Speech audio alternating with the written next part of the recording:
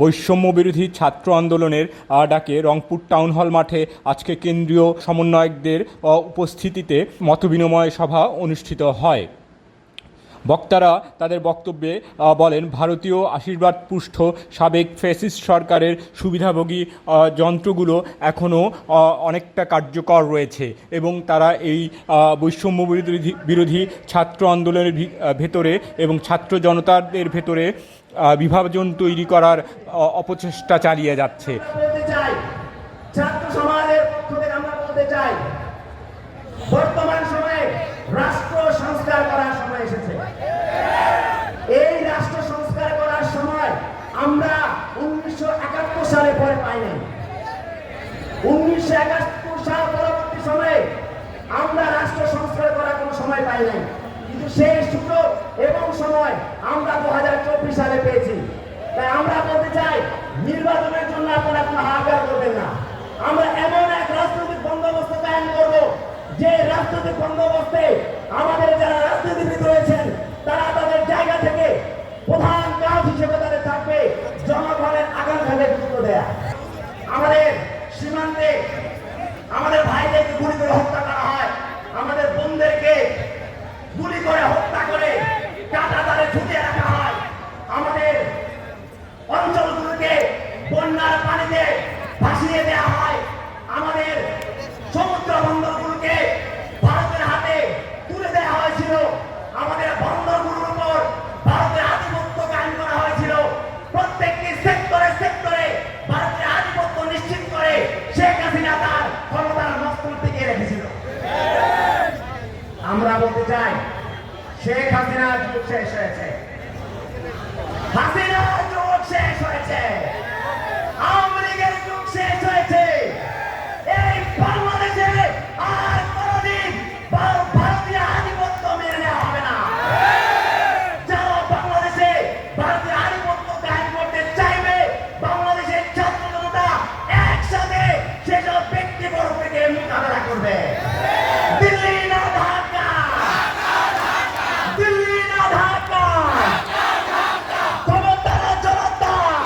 এই ক্রান্তিকালে ছাত্র জনতা যাতে কোনোভাবে বিভক্তিকরণ না আসে সেই দিকে খেয়াল রাখার জন্য তারা অনুরোধ করেন। কেননা যে কোনো বিভক্তি এই শহীদের রক্ত, এই আহতদের আত্মচিৎকারকে ধূলিসাৎ করে দিতে পারে। রাষ্ট্রীয় এই পুনর্গঠন তথা রাষ্ট্র যেই এখন সংস্কারের কাজ চলছে, যতক্ষণ না পর্যন্ত এই সংস্কারের কাজ শেষ না হয় ততক্ষণ পর্যন্ত এই সরকারের সাথেই থাকার সকলে আহ্বান জানান। পাশাপাশি যে কোনো ধরনের গঠনমূলক সমালোচনা এবং চিন্তাশীল মতামত দিয়ে এই সরকারের হাতকে শক্তিশালী করার জন্য তারা আহ্বান করে, যতক্ষণ না পর্যন্ত একটি সুষ্ঠু সুন্দর ভোটের পরিবেশ তৈরি হয়। শেষ সফরের দিনে আপনাদের সকলকে গণঅভ্যুত্থানের স্ত্রীদের জায়গা আবু সাইদের পক্ষ থেকে আমরা সকলকে লাল সালাম জানাচ্ছি। আপনারা জানেন, আমরা একটা উদ্দেশ্য এবং লক্ষ্য নিয়ে ছাত্র জনতার মাঝে এসেছি। সেই উদ্দেশ্য এবং লক্ষ্য হচ্ছে রাষ্ট্র সংস্কার এবং দেশ পুনর্গঠন। আমাদের মেসেজ আমরা ক্লিয়ার করে দিতে যাচ্ছি, রাষ্ট্র সংস্কার এবং দেশ পুনর্গঠন। এই ফ্যাসিস্ট সরকার যেভাবে বাংলাদেশকে একটি পশ্চাৎপদ দেশে পরিণত করেছে, ব্যক্তি এবং আমিত্বের মধ্যে দেশকে নিয়ে গিয়েছে, সেই ফ্যাসিস্ট ব্যবস্থা থেকে এই দেশকে উদ্ধার করে আমরা একটি সামাজিক মর্যাদা নির্ভর। তারা জানান যে এটি একটি পরিপূর্ণ অরাজনৈতিক আন্দোলন, কেননা বিগত সময়গুলোতে রাজনৈতিক দলগুলো বিভিন্নভাবে আন্দোলনের করার চেষ্টা করলেও সেই চেষ্টাগুলো কিন্তু কোনো সাফল্যের বয়ে আনতে পারেনি।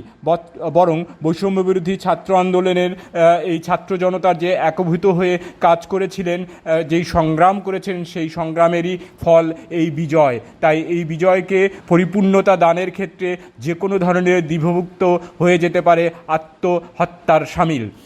তাই সকল ধরনের বিভেদ ভুলে সকলকে একসঙ্গে রাষ্ট্র গঠনের জন্য অর্থাৎ রাষ্ট্রের সংস্কারের জন্য কাজ করে যাওয়ার তারা আহ্বান জানান। বিশেষ করে সংস্কারটা বিজয়ের চেয়েও অত্যন্ত গুরুত্বপূর্ণ বলে তারা মতামত প্রকাশ করেন। কেননা এর আগের ইতিহাস থেকে ৭১ ইতিহাসকে তারা ধরেও বলেন যে সে যতগুলো আন্দোলন হয়ে গেছে, অনেক মানুষের রক্তও দিয়েছেন, কিন্তু স্বাধীনতার পরিপূর্ণ সুফলগুলো মানুষ পায়নি।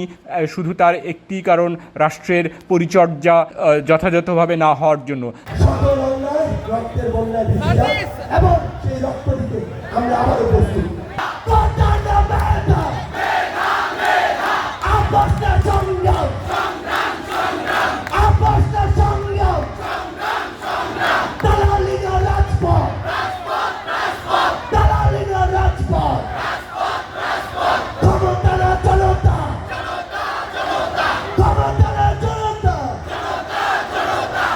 বক্তারা আরও বলেন যে এই ছাত্র জনতার আন্দোলনটি প্রকৃত অর্থে ছিল সকল পেশার, ধর্ম, বর্ণ নির্বিশেষে পুরো বাংলাদেশের মানুষের আন্দোলন, এবং এই আন্দোলনটির মূল লক্ষ্যই ছিল ফ্যাসিস্ট সরকারকে পতনের মাধ্যমে একটি সুস্থ, সুন্দর, উন্নত বাংলাদেশ তৈরি করা। ফ্যাসিস্ট সরকার কর্তৃক জঘন্য হত্যাকাণ্ড ঘটানো হয়েছিল, সেই প্রতিটি হত্যার সুষ্ঠু বিচার নিশ্চিতকরণের জন্য কাজ করার জন্য সকলকে একযোগে আহ্বান জানান। Inam Shahriar, staff reporter, Bangla FM।